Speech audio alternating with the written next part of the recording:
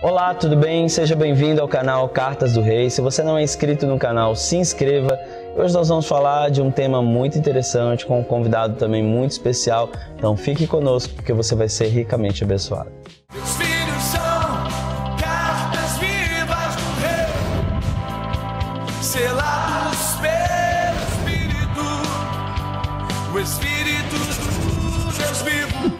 Bom, para quem não conhece o pastor Efraim, ele tem 32 anos de idade, ele nasceu em lar cristão, é casado com a Beatriz há aproximadamente 9 meses e ele foi formado em teologia pela SETES da UFES. Ele é o pastor presidente da Igreja Missão de Fogo e é por isso que ele é nosso convidado de hoje.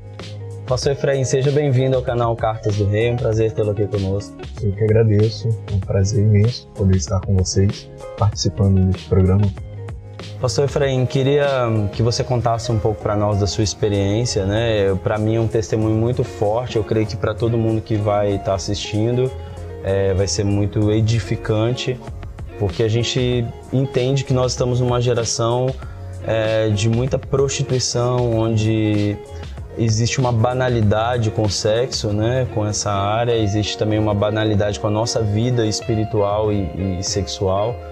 E eu acredito que esse testemunho tem muito a acrescentar a quem está nos vendo, como me abençoou e me abençoou até hoje, né?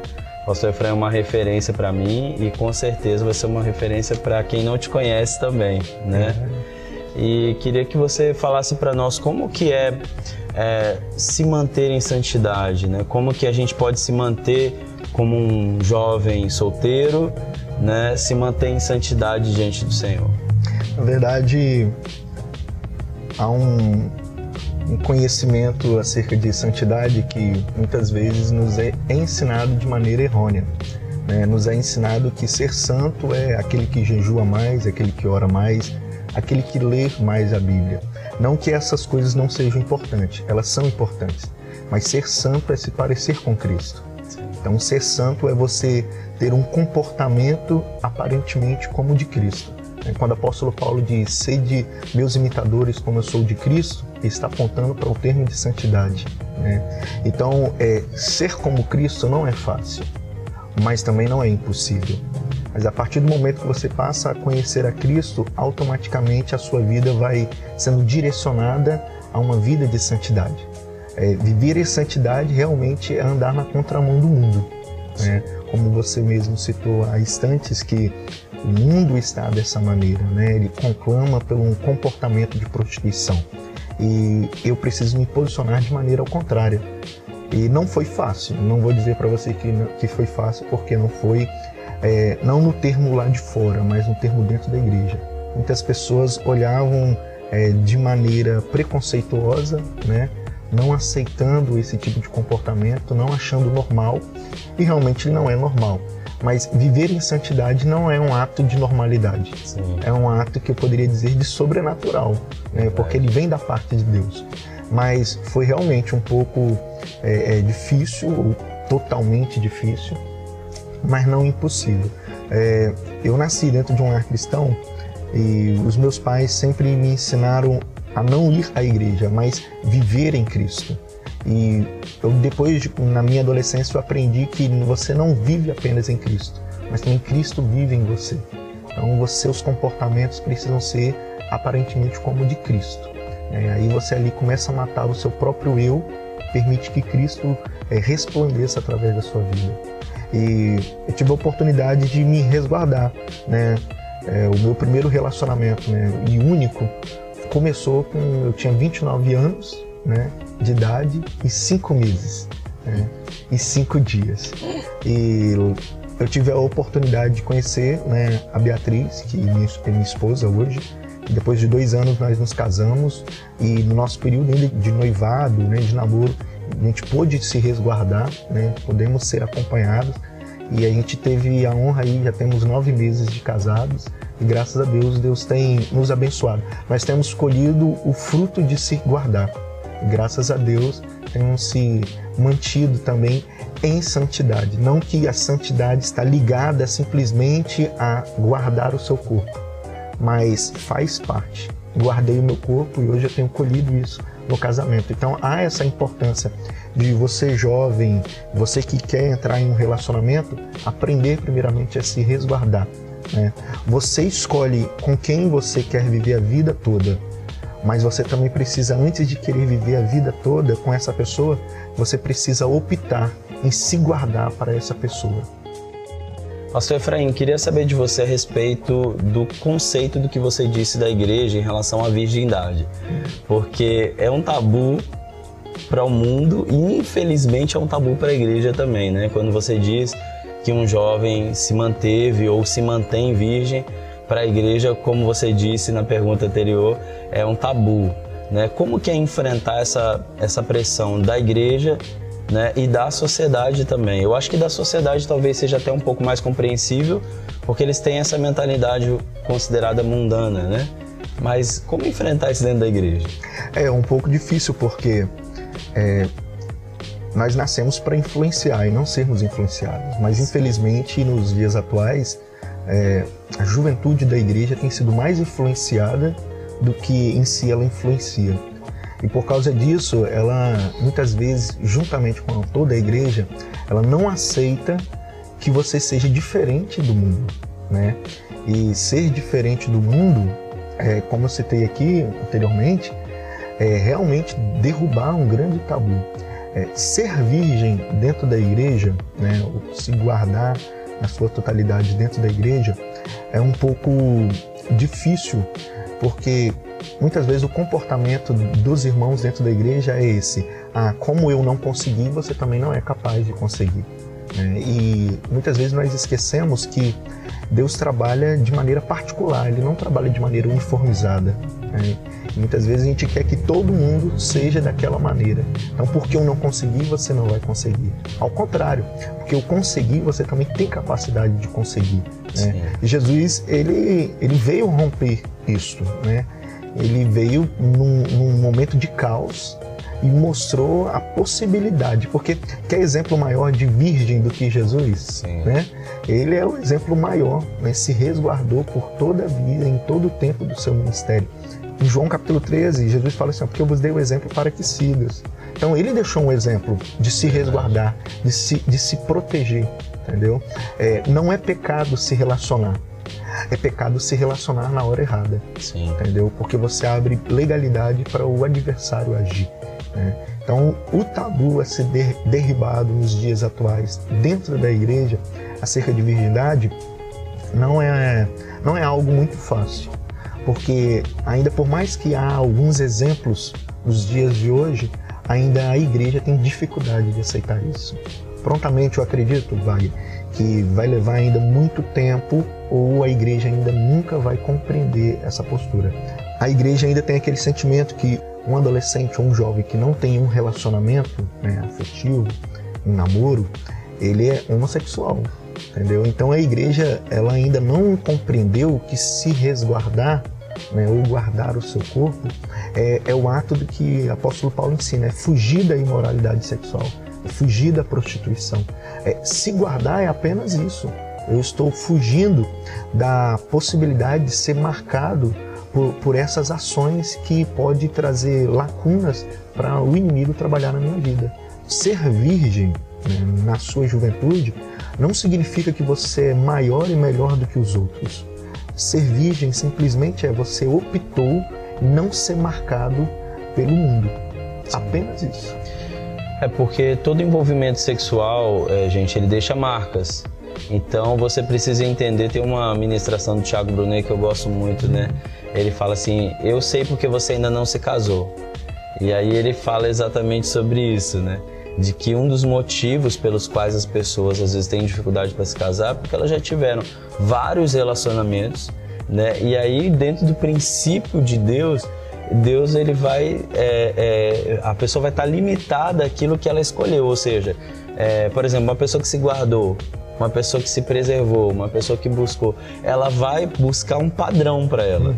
E esse padrão vai ser um padrão que provavelmente aquela outra pessoa não vai se encaixar, né? Então eu acho isso interessante, e acho também que tem uma demonização do sexo, né? como aconteceu talvez há 20, 30 anos atrás, onde o sexo era apenas reprodutivo, né, dentro da igreja, e não havia o sexo por prazer, e o Senhor nos deu o sexo por prazer, para prazer entre casais. É um presente de Deus. Exatamente. O maior problema é que quando você se relaciona antes do casamento, você transforma o santo em profano. Exato. Né? Então aquilo ali passa a ferir a santidade de Deus. E muitas vezes nós temos, na nossa era, dentro da igreja mesmo, não lá fora, dentro da igreja nós temos muitos namorados ou muitos jovens que estão se relacionando antes do casamento e, sem eles perceberem, eles estão atraindo para si jugo, né? E esse jugo os distanciam da presença de Deus. Por isso que muitas vezes nós temos jovens que têm dificuldade de ter um relacionamento com o Senhor. Não porque Deus é mau, mas é porque ele preferiu ferir a santidade de Deus do que ter prazer na santidade do Senhor. Como que anda, num total, a vida hoje do jovem? Né? Nós vemos que a cada ano que passa parece que o mundo está mais entrando na igreja. A igreja deixou de ser modelo, ela passou a seguir a moda. E nós temos visto isso, eu acredito, que de uma maneira geral com o jovem. Não sei se é só aqui na nossa igreja, espero que na Missão de Fogo isso não aconteça. Né? Mas quanto que a gente vê de jovens realmente perdidos, principalmente com masturbação, pornografia, fornicação. O quanto que a gente pega essa incidência, parece que é uma coisa que já virou comum, né? O jovem esqueceu do que Carta em João escreve, dizendo bem assim: jovens, sois fortes, por isso tendes vencido o maligno. Verdade. E o jovem esqueceu que ele é forte, ele tem capacidade de vencer o maligno. A igreja hoje, ela convive com uma juventude que ela não é forte, porque não é uma juventude santa. Pode ser uma juventude que se esmera, se esforça em muitas coisas, mas o foco principal de um jovem, de um servo de Deus, é a santidade. O que faz um jovem ser santo é andar como Cristo, é ver como Cristo, é falar como Cristo, é ser como Cristo. Os nossos jovens hoje são evangélicos, eles ainda não são cristãos. Por isso tem a dificuldade de vencer a masturbação, tem dificuldade de vencer a fornicação, a prostituição e outras coisas demais. O que tem faltado nesses dias é a força, a ousadia e a coragem de enfrentar isso, né? E, infelizmente, a gente vive um tempo que nós permitimos mais as coisas de fora nos dominar do que dominarmos essas coisas, né? Eu não estou dizendo que a partir de hoje você não vai... Vou dar esse exemplo muito simples assim. A partir de hoje você não pode ir no cinema porque quem é do mundo vai ao cinema. Você pode ir ao cinema, mas você vai se portar de maneira diferente. Jesus, ele nunca deixou de andar com os doentes, com os perdidos, né? Jesus andava, os doentes estavam com ele sentava na mesa com eles, né? Mas Jesus nunca se permitiu ser igual a eles, mas ao contrário, fez os doentes ser são igual a ele. Sim. Então a santidade que uma juventude pode ter, a postura dela, ela pode transformar vidas. Então a força dela está aqui. Só que infelizmente ela ainda não compreendeu isso. Ou ela acha difícil agir dessa maneira. Os nossos jovens, nos dias atuais, eles ainda precisam conhecer Cristo e Cristo ainda precisa ser manifesto neles. Isso no âmbito geral, talvez até em toda a igreja, até em nós. A gente tem um costume de... O que ocorre? Eu estou em Cristo, mas a pergunta é, Cristo está em você? Pastor, agora eu queria falar a respeito do seu casamento, desse presente de Deus que foi para você nessa transição, né? Do que você se guardou para o Senhor. E eu não sei se você teve esse entendimento, mas eu particularmente vi dessa forma, como se fosse Deus tivesse te guardado por um período, né?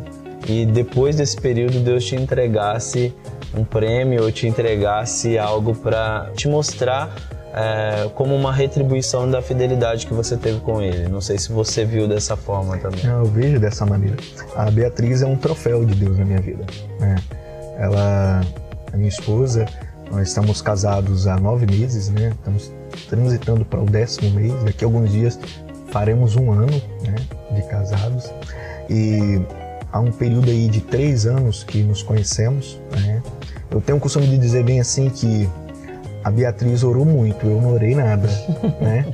Porque eu recebi o presente, né? Eu que fui gratificado por ela. Graças a Deus, assim, a Beatriz, ela é uma companheira, tanto na fé, como no ministério, como também na vida diária, né? No contínuo da vida normal.